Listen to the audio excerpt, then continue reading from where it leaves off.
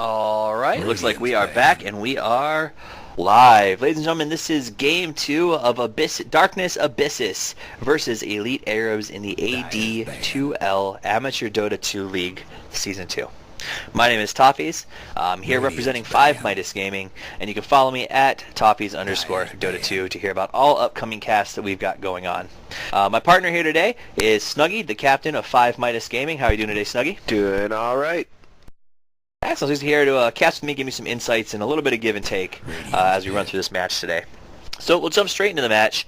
The first bans on the EA side are Visage, which they actually ban almost every single time, unless they are taking it themselves or have first pick. So basically what I see is if EA doesn't have first pick, they ban that Visage. So that's how scared they are of the power of that particular support. They ban the Gyrocopter, who's a great late game carry.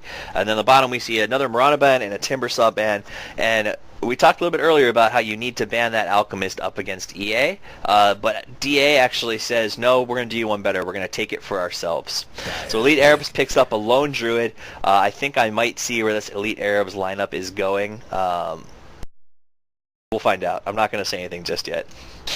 So Elite Arabs is doing some picks that are a little bit funny. Do you see Lone Druid picked up first in a draft very often, Snuggied? Say it again? Sorry. You see a Lone Druid picked up very often first in a draft.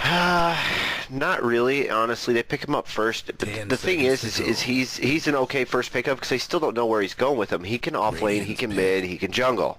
He can fill a lot of roles, so it's not a bad way to go. Pick him first.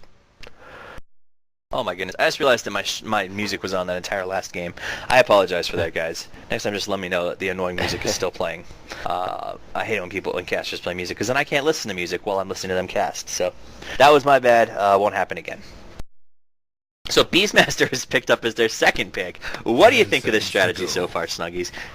Again, they're going with a lot of lockdown, it looks like. Beastmaster's ulti is great AoE stun. Beastmaster can be a really strong mid. I don't know. He could offlane potentially because he can get last hits at ranged. But honestly, I would almost rather go mid with a Beastmaster, have Lone Druid offlane at this point if it were me. But again, I don't know their setup they're going for. Yeah, it looks like it could be very interesting. It's some very interesting picks. So Nature's Prophet is picked up by DA, so we know we're going to see some jungle and some split push. So that'll be a very interesting to watch from them.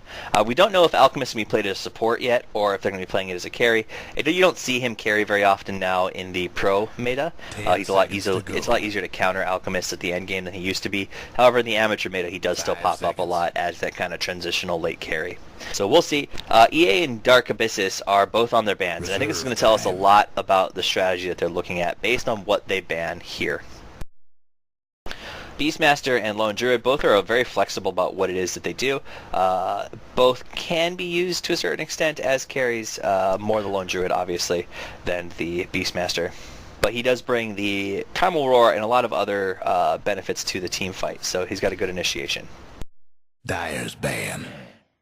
I do not. The reason, you know why I don't like Beastmaster though, Snuggie? I'll tell you why.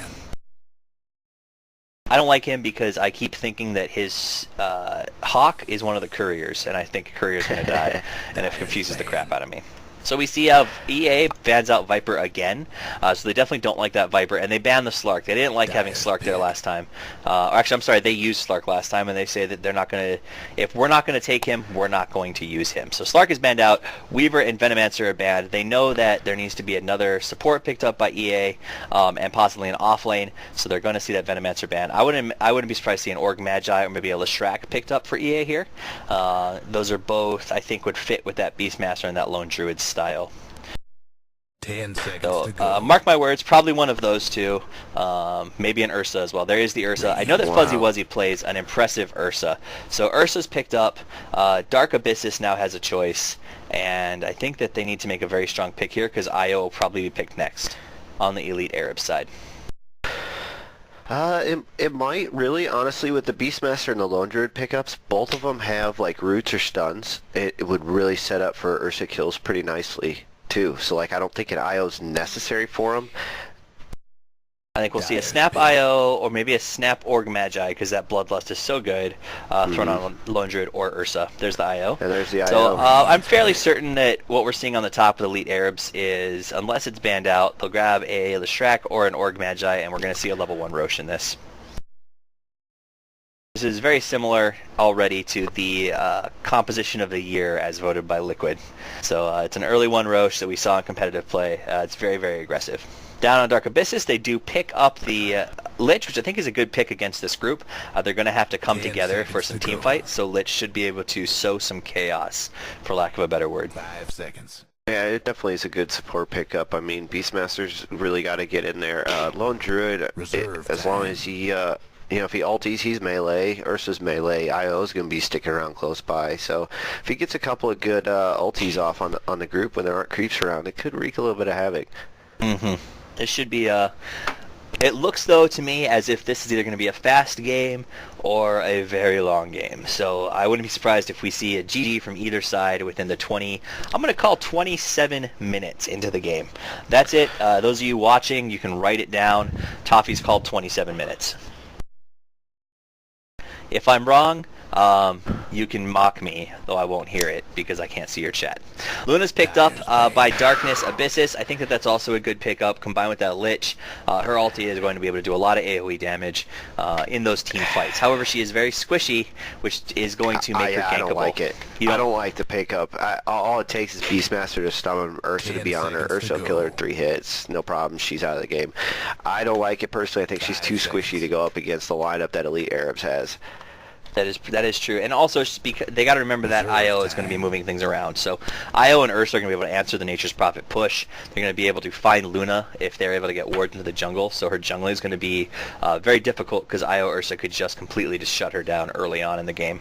So we're looking at the bans. I feel Elite Arabs is going to probably ban out another hard carry, perhaps. We'll see Luna mid, maybe. You think that's where they're going to put the Luna? Honestly, she's so squishy. I wouldn't be surprised if they put her with a babysitter, because you could have NP or Alchemist do mid really if you want to. I don't see them putting her mid. She can, and it's been done before quite a bit. I think, especially by some of the pro Asian teams. There's OD ban because they clearly agree with you. I think we're going to see we should see a ban of Org Magi here. If we don't, DA is not familiar with the strategy and is going to be in a lot of trouble because that ability to give the haste that Org Magi has makes they banned out the CM thing and that was the support they pick up. I think we see an Org Magi. There it is. Yep. There we go. So I get props points for calling that. I'm pretty happy with myself. And they're going to be going for that level 1 Rosh. So they pick up the Undying. So it does like it might. I don't even know who they're going to put on. I mean, they're definitely going for straight team fight ability. Yeah. Obviously, and I think you'll probably see a lot of it early on. I think EA is going to probably push team fights pretty quickly too. All right, so here we go. Part of my yawn.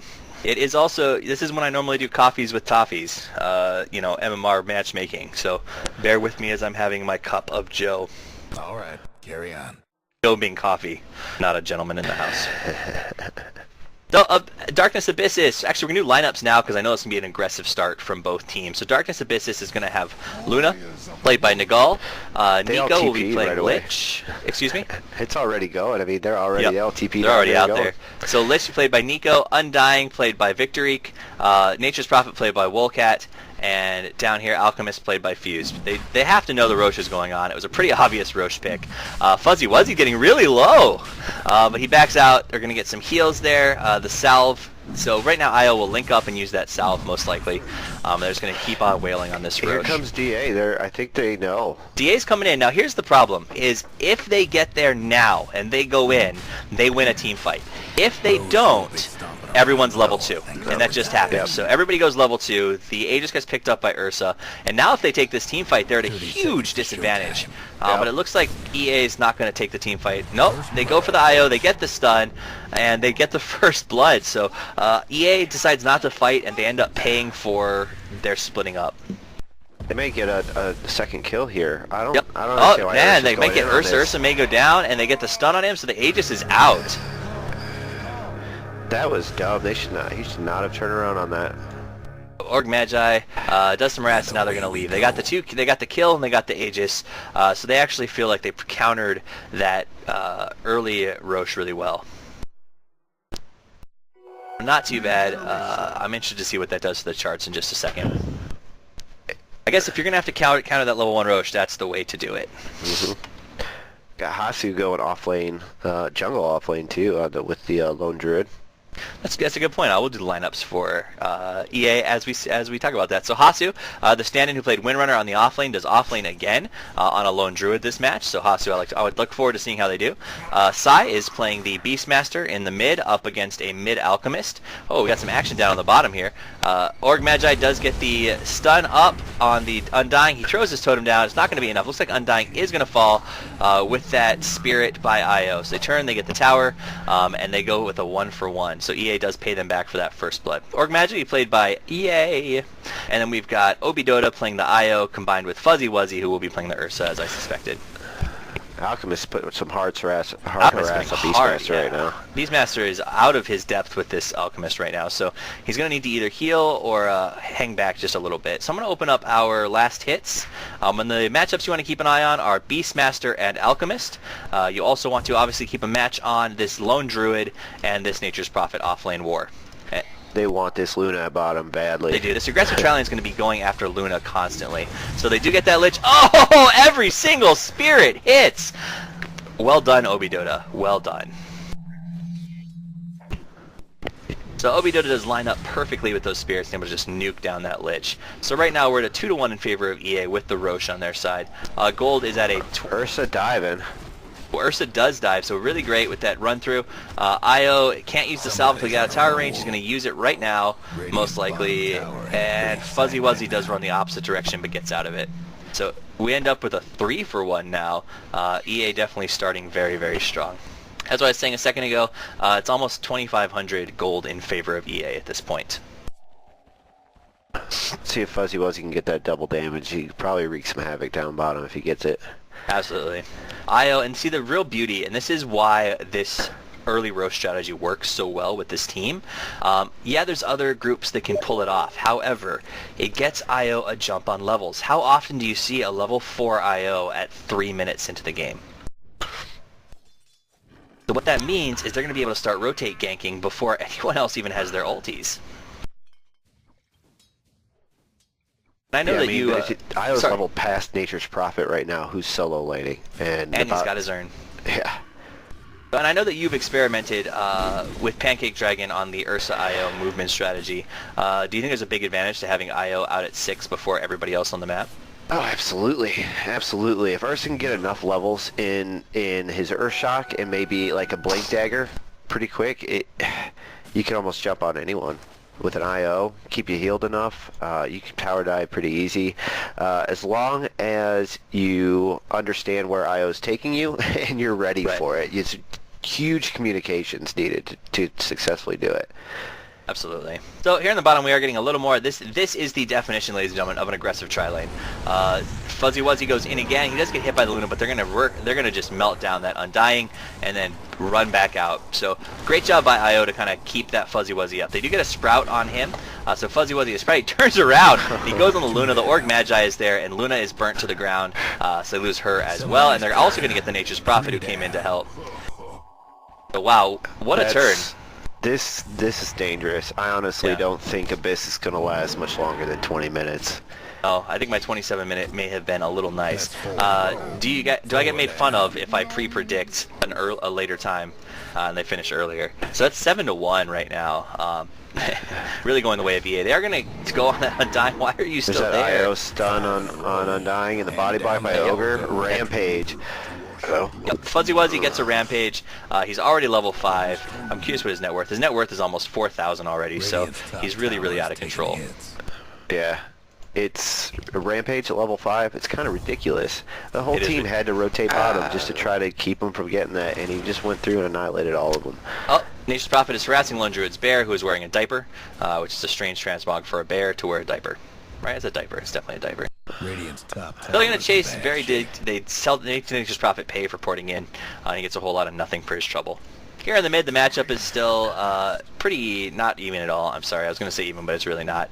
Beastmaster's got 26 hits, 26 and 16 denies, compared to his counterpart Alchemist, who's 9-1. So that's really not going in his favor. Up on top, the Lone Druid is 29-6 compared to his opponent, who is 6-2. So not only are they destroying... Oh, looks like we're going to see a mid-kill here. Beastmaster gets a stun on Alchemist. Oh, he's dead. Yeah, he's done. There's nothing he can do. He's melted down.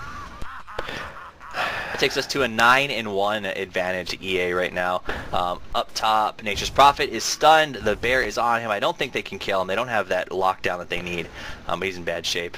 So we go back to the bottom, where the aggressive tri-lane is being aggressive again. And what I was going to say earlier is, for those of you who are maybe new to the game or are watching this sort of strategy, understand the key to an aggressive tri-lane is that you have to get those kills. The aggressive tri-lane comes down with the only purpose of building a team that has the ability to get in, get a kill, and get out alive.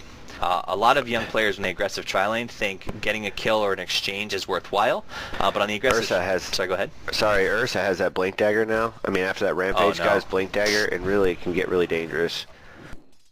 Yeah, I think we're going to see a lot more levels. With 3 levels in Urshock.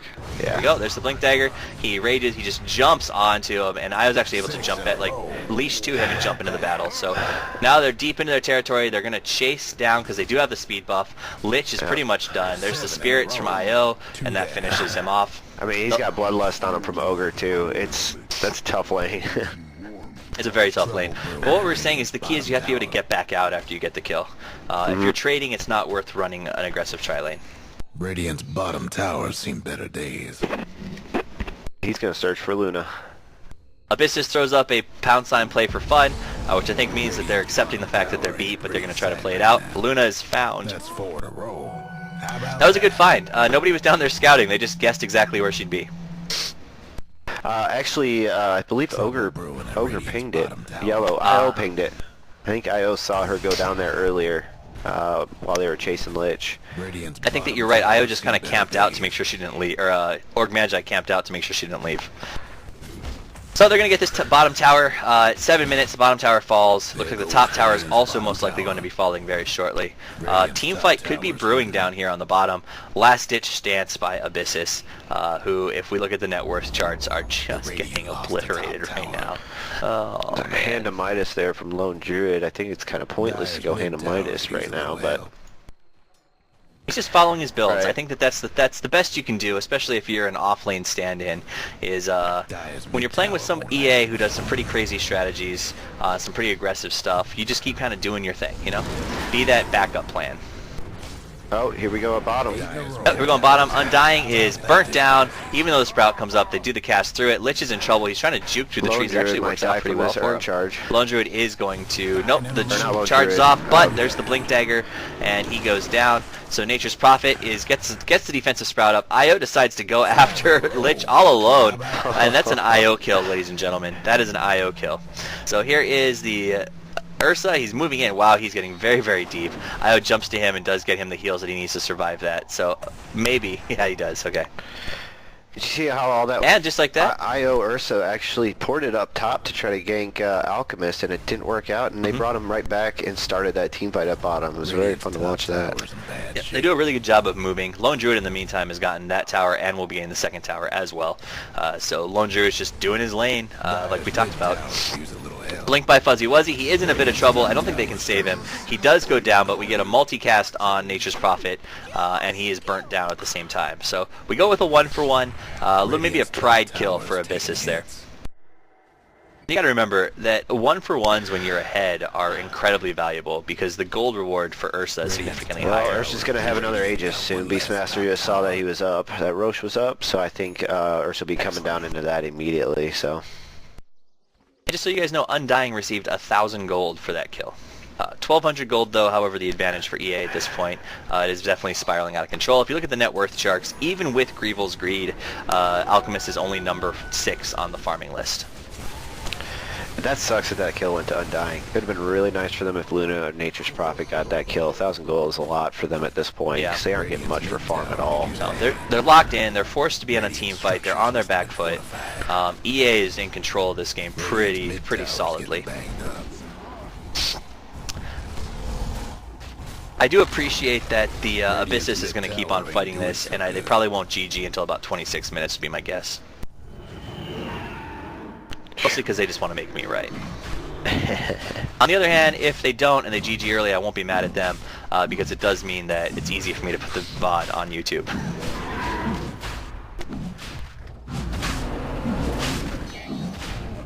Man, he's going BKB before Vlad's even.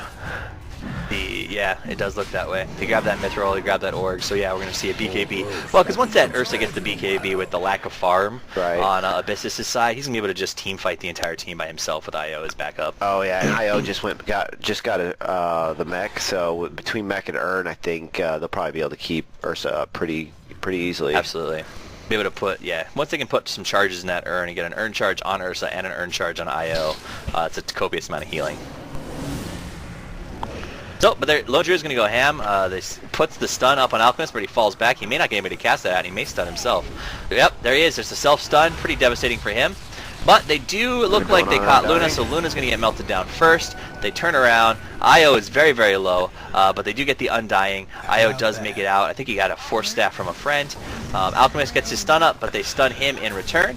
Puts the stun on Orc Magi, but it's not going to be anything to save him.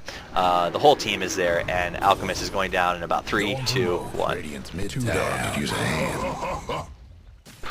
And the team rotates back out. So they end up with a 4 for none, if I count correctly, in the favor of EA, a 22-2 lead. So we should be looking at a GG very shortly. In they go, get that mid tower, keep on pushing, try to set an AD2L record for win if they can. They just melted them, didn't they? I didn't even have time to comment on it. I don't even know why Lich went in that close though. That was dumb. I mean, if you have an there's ulti the up GG there, your from ulti Undying. Get away. Yep. And I'll eat my words because it was literally a 12-minute victory. So another fast game. Guys, thank you for joining us here today. This has been the Amateur Dota 2 League. My name is Toffees. You can follow me at Toffees_Dota2. I'll tweet all of my upcoming matches. Or please, if you're watching us on Twitch, subscribe. That's how we know who loves us, and we love having your feedback from the channel as well. This has been myself and my partner Snuggied from 5 Midas Gaming, signing off and thanking you for watching today. Thank you, guys.